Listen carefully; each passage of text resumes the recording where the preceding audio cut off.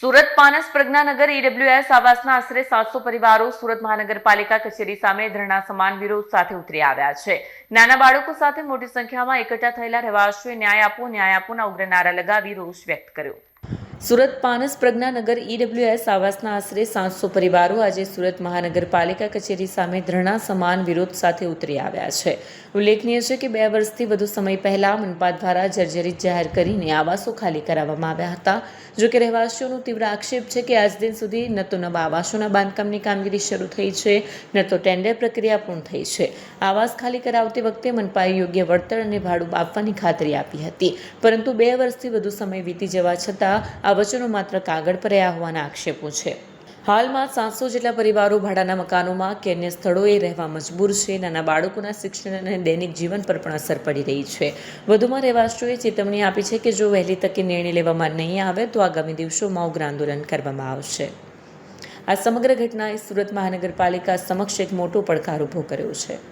મારું નામ લક્ષ્મી કુનાલ આહિરે છે અને અમે પનાસ ગામ પ્રજ્ઞાગર નગરથી આવેલા છીએ અને અમે આ રજૂઆત લઈને આવેલા છે કે અમે વારંવાર અરજી કરી રહેલા છે, તો છતાં પણ સરકાર કંઈ જવાબ આપતી નથી અને અમે એટલા હેરાન થઈ ગયેલા છે ભાડું ભરીને કે તમે વાત જ નહીં પૂછો।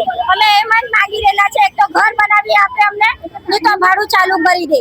એ બસ સરકારને આ નમ્ર વિનંતી છે અમારી। કેટલા સમય થયો તમારે મકાનને જોડવા માટે? 2 થી 2.5 વર્ષ થઈ ગયેલા છે સર। ભર વરસાદે અમે લોકો બહાર નીકળેલા છે, સરકારને સહાય આપી કે સારું કઈ અમે લોકો નીકળીએ છીએ।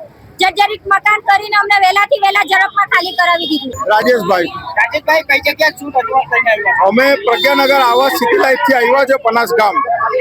અમે આવાસ 2 વર્ષથી તોડી પાડ્યા છે, જર્જરિત હતા।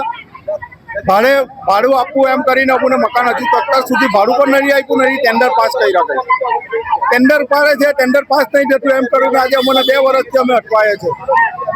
એના માટે અમે કમિશનર સાહેબને રજૂઆત કરવા માટે આવ્યા છે।